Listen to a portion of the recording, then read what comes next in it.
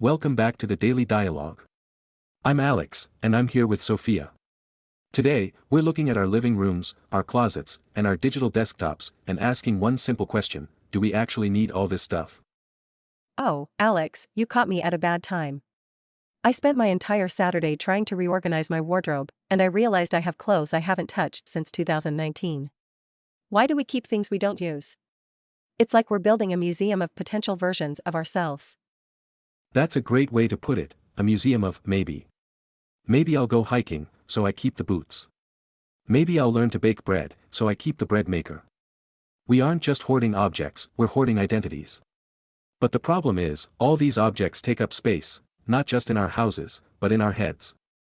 It's true. There's a psychological weight to clutter. When I walk into a messy room, I feel my cortisol levels, the stress hormone, rising. My brain doesn't know where to look, so it tries to process everything at once. It's visual noise. Visual noise. Exactly. Scientists have actually studied this. A cluttered environment makes it harder to focus because your brain is constantly distracted by the unsolved puzzles around you. That pile of mail, that broken chair, the tangled cables. They are all silent to-do lists. I love that term, silent to-do lists. Every object is screaming for a tiny bit of your attention. Clean me, fix me, sell me, or just why are you keeping me? No wonder we feel exhausted at home. Home should be a sanctuary, but for most of us, it's just a storage unit for things we bought on Amazon at 2 a.m. We've all been there. But let's look at the consumerism trap. We live in a society that tells us, if you feel sad, buy something. If you feel bored, buy something. If you want to be happy, upgrade your phone. We've confused standard of living with quality of life. And they are not the same thing.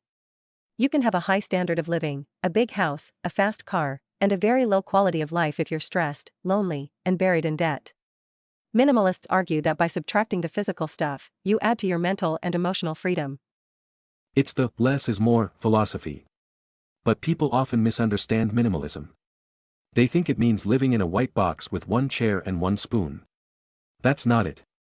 It's not about owning nothing, it's about making sure that everything you do own adds value to your life. Right. It's intentional living. If you love books and they make you happy, keep 1,000 books. But if you have 50 kitchen gadgets that you never use, they aren't adding value, they're adding friction. Friction is the enemy of a simple life. Every time you have to move 5 things to find the one thing you actually need, you're losing time and energy. Think about decision fatigue. If you have 30 shirts, choosing what to wear takes 5 minutes. If you have 5 shirts you love, it takes 5 seconds. I've started applying this to my digital life too. I had 4,000 unread emails and 200 apps on my phone. Most of them were sending me notifications every 10 minutes. That's not a tool, that's a digital leash. A digital leash. That's a powerful image. We've become slaves to our possessions. We work jobs we might not like to buy things we don't need to impress people we don't even know. It's a cycle of more that never ends because the high of a new purchase only lasts a few days. It's hedonic adaptation.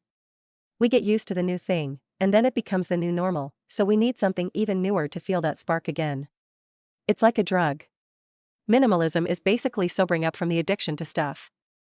So, how do we start the detox? Is it just about throwing things away, or is it a deeper change in how we think? I think it's both. But before we get to the how-to, let's take a quick break. When we come back, we're going to talk about the KonMari effect, the one in one out rule, and why your junk drawer is actually a mirror of your mind. My junk drawer is terrified right now. We'll be right back.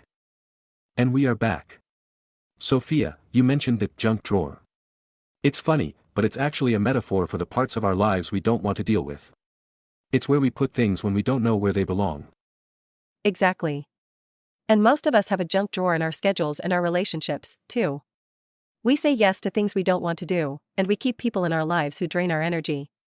Minimalizing your life isn't just about cleaning your closet, it's about cleaning your calendar. Calendar minimalism. I like that. It's about saying no to the good so you can say yes to the great. If your schedule is 100% full, you have no room for spontaneity. You have no room for soul-filling moments because you're too busy being productive. So, let's give some practical tips. For someone sitting at home right now, looking at their clutter and feeling overwhelmed, where do they begin? The first rule is the 90-90 rule. Look at an object. Have you used it in the last 90 days? Will you use it in the next 90 days? If the answer is no, you probably don't need it. That's a tough one. I always think, but what if there's a costume party and I need this neon wig from 5 years ago? The what if is a trap. If you haven't needed it for 5 years, you won't miss it. If you ever truly need a neon wig again, you can borrow one or buy one then. The cost of storing that item in your house for 10 years is higher than the cost of buying a new one if the emergency happens. Another great strategy is one in, one out. If you buy a new pair of shoes, one old pair has to go. It keeps the ecosystem of your home in balance. It stops the slow creep of clutter. And what about the digital side? How do we minimalize the noise in our pockets? Notification fasting. Turn off every notification except for actual phone calls and messages from real people. No likes, no news alerts, no limited time offers. Your phone should be a tool that you pick up when you need it, not a machine that barks at you all day. A machine that barks at you. Laughs, that's so true. I've started doing inbox zero, but for my physical space. Every evening, I spend 5 minutes resetting my living room. Putting the cushions back, clearing the coffee table. It's like giving a gift to my future self for the next morning. It's about mindful consumption. Before you buy something, wait 48 hours. Ask yourself, do I love this? Do I need this? Do I have a place for this?